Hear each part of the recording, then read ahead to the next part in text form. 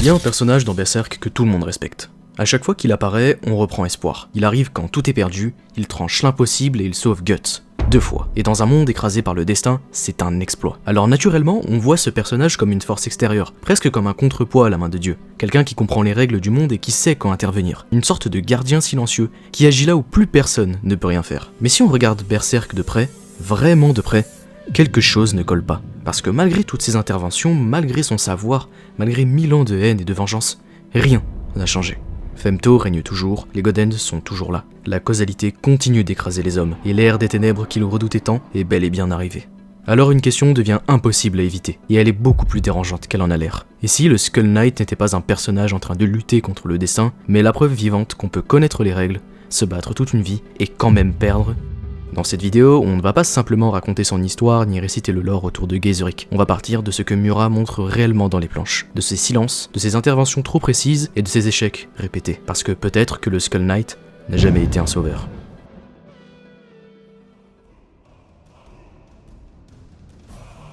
Avant d'entrer directement dans le cœur du personnage qu'est le Skull Knight, il faut d'abord comprendre pourquoi, à la fin de cette vidéo, vous ne le verrez plus simplement comme un personnage puissant et mystérieux, mais comme quelque chose de bien plus problématique. C'est un retour nécessaire sur le passé du manga, mais qui a une importance capitale, croyez-moi. Le Skull Knight n'apparaît pas souvent dans Berserk, mais quand il le fait, c'est toujours au moment exact où tout bascule. Jamais avant et jamais après, toujours quand il le faut. Et ce qui est troublant, c'est que Kentaro Miura ne montre jamais comment il arrive. Il est simplement là, comme s'il savait, comme s'il s'y attendait. La première fois, c'est pendant l'éclipse, en plein milieu du tome 13. Guts est au sol, le bras arraché, l'œil crevé, le corps mutilé. Il assiste impuissant au viol de Casca par Femto. Autour de lui, la bande du faucon n'existe déjà plus. Seulement des corps déchiquetés et cette marque gravée sur leur peau qui les condamne à servir d'offrande à la métamorphose de Griffith. Dans ce moment où même la mort semble trop lente, où l'enfer s'étire à l'infini, le Skull Knight surgit du ciel.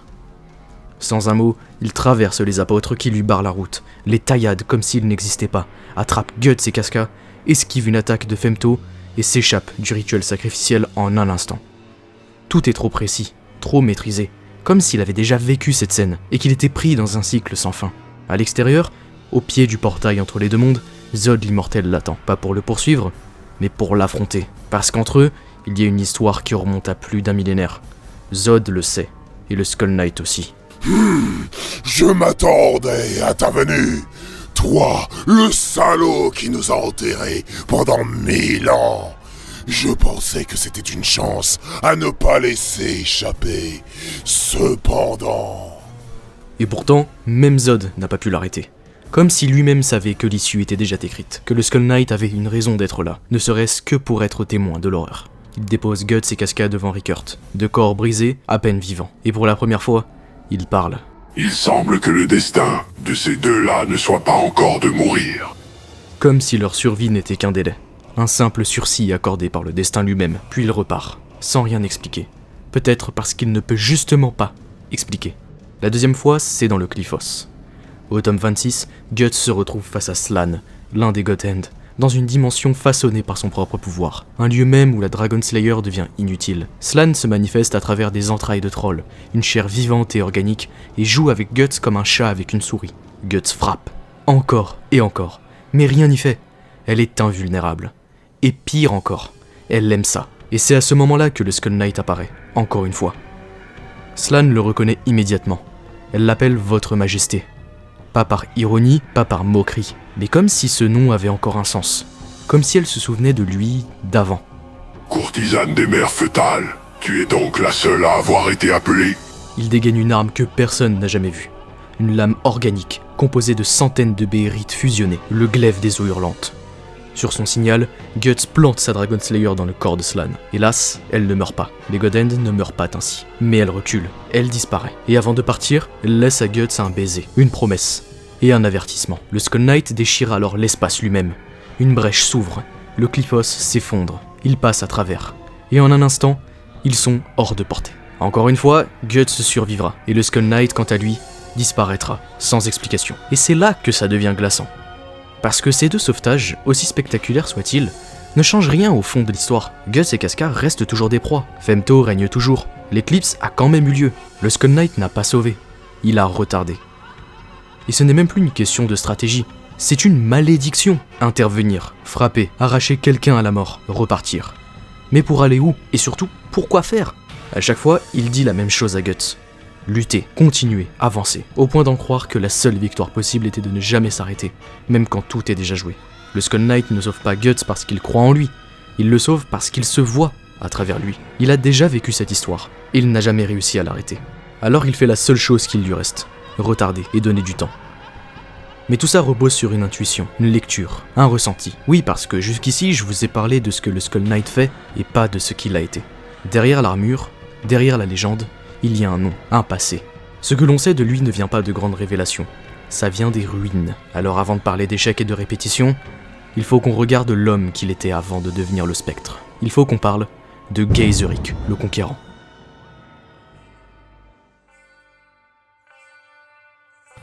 Dans Berserk, le nom de Geyserik est presque invisible, et pourtant il est partout. C'est une légende vieille de 1000 ans, l'histoire du premier empereur. Celui qui a unifié le continent dans une guerre sans fin avant de disparaître en une seule nuit. Les textes le surnommaient le roi démon ou le roi défiant la mort, à cause de son casque en forme de crâne. Il disait qu'il était devenu si puissant que Dieu avait envoyé 5 anges pour le punir de son arrogance et de ses excès. Résultat, une capitale anéantie. Pas par une guerre, ni par une invasion, par un cataclysme qui a tout effacé. Mais quand on regarde les ruines de cette capitale, sous la tour de la Renaissance, on ne voit pas les traces d'une armée. On voit des corps figés dans la pierre, tordus, hurlant de terreur, marqués du sceau du sacrifice. Ça ne vous rappelle donc rien? C'est exactement ce qu'on a vu lors de l'éclipse. Même soudaineté, même horreur et même anéantissement. Et quand le Skull Knight parle de cette époque, ce n'est pas un cours d'histoire, c'est un souvenir vivace. Il parle d'un temps où les hommes régnaient encore. Il parle du début de la causalité. L'hypothèse est simple, et Miura l'a confirmé à travers la mémoire de l'armure du berserker de Guts. Geyserik a vécu la toute première éclipse. Dans cette vision sanglante, il n'a pas seulement vu son royaume être sacrifié. Il a vu 5 figures divines, avec Void au centre. Et surtout, il a tenu dans ses bras la femme qu'il aimait, la prêtresse des cerisiers, mourant avec la marque du sacrifice sur l'épaule. Un roi au sommet du monde, qui a tout perdu, son empire et son amour, en une seule nuit. Alors comment est-il encore là? Son corps humain a disparu depuis longtemps. Il est mort à l'intérieur de l'armure du berserker, celle-là même que Guts porte aujourd'hui, forgée par le nain Anar. Tu viens d'être témoin de la fin d'un fol roi du temps jadis, et de la naissance d'un fantôme errant dans une nuit sans fin. Une volonté pure maintenue de force dans une armure vide. Et c'est là que le miroir avec Guts devient aveuglant. Guts est un mercenaire, Geyserik était un roi. Leurs rangs sont opposés, mais leur trajectoire est identique. Tous deux luttent contre une causalité qui les écrase. Tous deux sont les survivants d'un sacrifice où ils ont vu leur compagne brisée. Sauf que Geyserik a perdu. Son royaume est tombé, la main de Dieu est née, et le monde a basculé dans les ténèbres. Comme le disait Flora, l'histoire ne fait que se répéter non pas en cercle, mais en spirale. Ce que le Skull Knight transmet à Guts, ce n'est donc pas de l'espoir, c'est une mémoire. La mémoire d'un homme qui a essayé de briser le cycle, et qui a échoué. Mais alors une question se pose. Comment on continue de se battre après un échec pareil? Quand on n'a plus d'armée, plus de peuple, et plus de corps, il ne lui reste qu'une seule chose. Sa guerre millénaire contre les inhumains. Et pour la mener, il a dû faire un choix terrible. Il a forgé une arme qui ne ressemble à rien de connu. Le glaive des eaux hurlantes. Une épée capable de déchirer les dimensions et d'ouvrir le chemin vers les profondeurs du monde astral. Mais regardez bien de quoi elle est faite. Elle n'est pas faite d'acier. Oui, elle est faite de béhérite. Il a traqué les apôtres pendant des siècles, a avalé leurs béhérites et les a digérés dans son propre corps pour les refondre en une lame. Pour tuer le destin, il utilise les outils du destin. Il utilise la matière même du mal qu'il combat. Et si l'échec de Geyserik ne se mesurait pas à son empire perdu, mais à cette épée elle-même, c'est ce qu'on va voir. Parce que pour comprendre le drame du Skull Knight, il faut comprendre la nature même de son arme.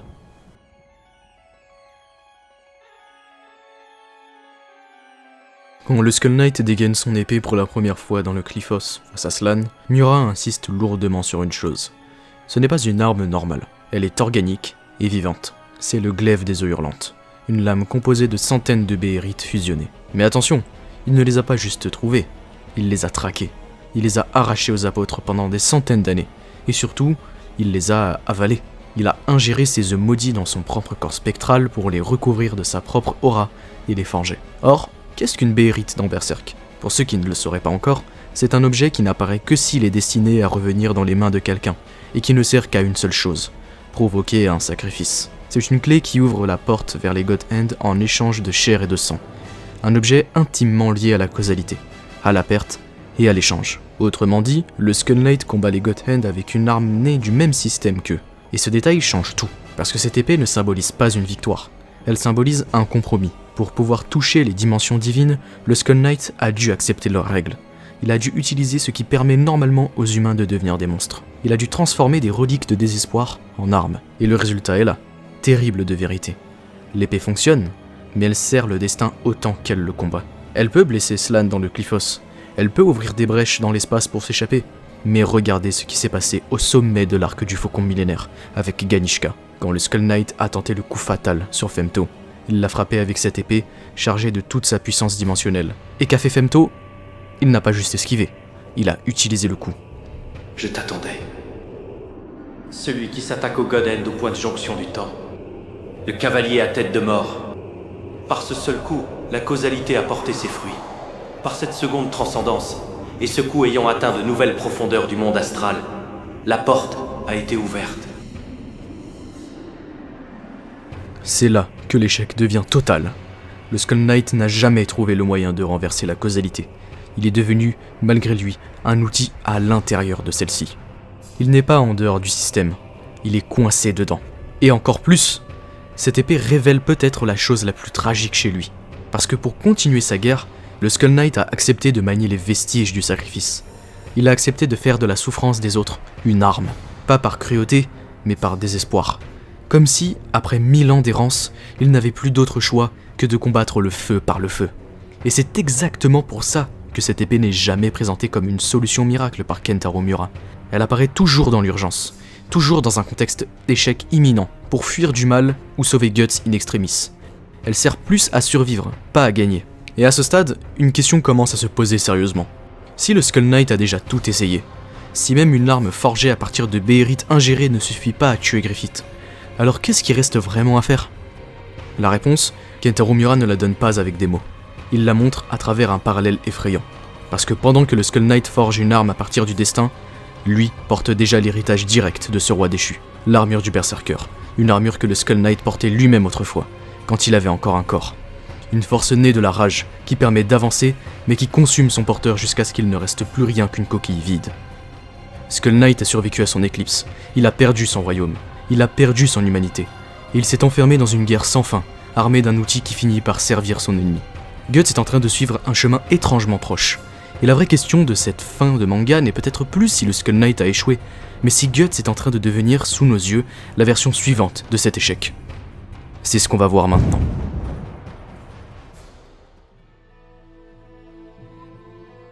À ce stade, le parallèle entre Guts et le Skull Knight n'est plus une simple interprétation. Il est littéral. Sur la plage, face à Shirke, le Skull Knight l'avoue lui-même en regardant la jeune sorcière. Nous étions amis, juste comme vous deux.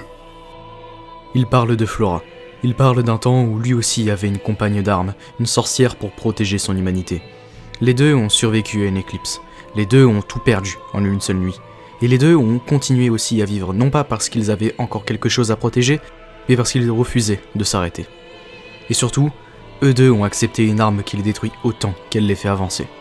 Pour le Skull Knight, c'est son armure actuelle. Ce n'est plus une protection, c'est un tombeau. Le forgeron Anar, celui qui l'a créé, le dit lui-même. Le Skull Knight vit à l'intérieur d'un cercueil. C'est une relique qui maintient debout une volonté qui aurait dû disparaître depuis longtemps. Un spectre errant dans une nuit sans fin. Pour Guts, c'est l'armure du Berserker. Celle-là même que le Skull Knight portait autrefois, du temps où il vivait encore dans la raison du temps. Une armure qui ne lui donne pas de pouvoir magique. Elle lui enlève ses limites. Elle lui permet de continuer quand son corps devrait lâcher, de se relever quand il devrait mourir. De vaincre au prix de sa propre intégrité. Et c'est exactement le même marché, conclu avec le même forgeron. Avancer coûte que coûte, ignorer la douleur et refuser de s'arrêter. Mais à force de repousser la mort, quelque chose d'autre commence à disparaître. Le Skull Knight a prévenu Guts sur la plage. Il lui a donné un présage. Il lui a décrit les symptômes précis. La couleur qui s'efface des yeux, la langue qui perd le goût, les tremblements qui gagnent le bout des doigts. Chez le Skull Knight, ce processus est terminé. Il ne reste plus rien. Plus de chair, de visage, de voix, ou presque. Il a été consumé par le feu de l'armure qui ne s'éteint jamais. Chez Guts, Miura nous montre encore le processus en direct. Ses crises de rage, sa peur de blesser Casca. Son regard qui change quand l'armure prend le dessus et que la bête des ténèbres s'éveille. Cette voix intérieure qui lui murmure que la violence est plus simple que la retenue, un risque de perdre son ego que le Skull Knight connaît trop bien. Et c'est là que le Skull Knight cesse d'être un mentor bienveillant. Il ne guide jamais vraiment Guts vers la guérison. Il ne lui explique rien pour l'arrêter. Il se contente de lui dire « Défier ou défendre, c'est ce que ne cesse de demander à son âme, celui qui se trouve sur le seuil. C'est ton destin. » Comme s'il savait déjà qu'il n'existe pas d'issue propre pour ceux qui portent la marque. Comme s'il savait déjà que, passé un certain point, on ne choisit plus vraiment. On continue ou on s'effondre. Et c'est peut-être ça, le cœur du problème. Le Skull Knight ne sauve pas Guts pour qu'il gagne. Il le sauve pour qu'il continue. Parce que continuer, c'est la seule chose qu'il a su faire lui-même depuis 1000 ans. Et plus le temps passe, plus Guts se rapproche de cette silhouette vide, un survivant sans monde, un combattant sans fin, coincé dans l'interstice, ce monde à mi-chemin entre les vivants et les morts. Un homme qui avance encore, sans savoir vers quoi. Alors la question n'est plus seulement de savoir si Guts peut battre Griffith, ni même s'il peut briser la causalité. La vraie question commence à se déplacer ailleurs. Si le Skull Knight est ce que devient un homme qui refuse de s'arrêter, si son échec dure depuis 1000 ans, si même les béérites ingérées et les sauts dans le temps n'ont pas suffi à lui offrir une issue, alors une dernière question s'impose. Est-ce que le Skull Knight se bat encore pour gagner, ou est-ce qu'il se bat uniquement parce qu'il ne sait plus comment faire autrement ? Et surtout, est-ce que Guts est en train de marcher vers la même fin, ou est-ce que, pour la première fois depuis un millénaire, quelque chose peut vraiment changer ? C'est à cette question-là qu'on va essayer de répondre désormais. Bon, à partir de là, le Skull Knight cesse définitivement d'être un mystère à résoudre. Il devient un avertissement, pas une légende lointaine ni un symbole abstrait, une trajectoire concrète. Miura ne nous montre pas seulement un roi déchu, il nous montre ce qui arrive quand un homme survit trop longtemps à ce qui aurait dû le tuer, quand la lutte ne mène plus vers un but mais devient une habitude, quand continuer n'est plus un choix mais un réflexe. Le Skull Knight n'est pas en guerre depuis 1000 ans parce qu'il croit encore pouvoir gagner, il est en guerre parce qu'il n'a jamais appris à faire autre chose. Regardez ses actions. Il frappe aux éclipses, il contrarie la causalité ponctuellement, il arrache des vies à la mort aux derniers instants, mais il ne construit rien. Il ne change rien au fond du problème, il ne met jamais fin au cycle. Au contraire, comme on l'a vu avec le coup d'épée sur Ganishka, il finit même par participer, malgré lui, à l'avènement du monde voulu par Griffith. Et c'est exactement ce que Miura place sous les yeux de Guts. Pas comme une prophétie inévitable, mais plutôt comme une possibilité terrifiante. Car Guts, à ce stade de l'histoire, n'est pas encore perdu. Il souffre encore, il doute, mais surtout, il a encore quelque chose à perdre. Là où le Skull Knight n'a plus que la lutte et le vide de son armure, Guts a réussi à recréer quelque chose autour de lui. Et c'est peut-être là que réside la seule différence essentielle entre eux. Pas dans la force et dans la haine, mais dans la chaleur qui subsiste autour. Le Skull Knight est seul dans l'interstice. Sa compagne, la prêtresse des cerisiers, son amie, Flora, sont partis. Son royaume est devenu poussière. Il est une ombre sur l'eau, comme il le dit lui-même. Guts, lui, ne l'est peut-être pas encore. Finalement, Berserk ne pose pas la question de savoir si le destin peut être vaincu par la force seule. L'histoire du Skull Knight nous prouve que non. Même avec 1000 ans et une épée faite de béryl, on ne bat pas la main de Dieu sur son propre terrain. L'œuvre pose une question bien plus inconfortable. Qu'est-ce qui reste de toi quand tu continues à te battre assez longtemps pour survivre à ta propre humanité ? Au fond, la question que Kentaro Miura laisse ouverte pour la fin de son œuvre n'est pas « est-ce que Guts va réussir à se venger de Griffith ?» C'est celle-ci. Est-ce qu'il saura s'arrêter avant de devenir ce que le Skull Knight est déjà devenu ? Est-ce qu'il choisira la vengeance au risque de devenir une coquille vide, errant pour l'éternité ? Ou est-ce qu'il choisira ce que le Skull Knight a perdu il y a 1000 ans ? La vie ? Le Skull Knight a survécu à la mort, mais Guts, lui, doit survivre à sa propre guerre. Et c'est peut-être ça, le véritable défi du struggler.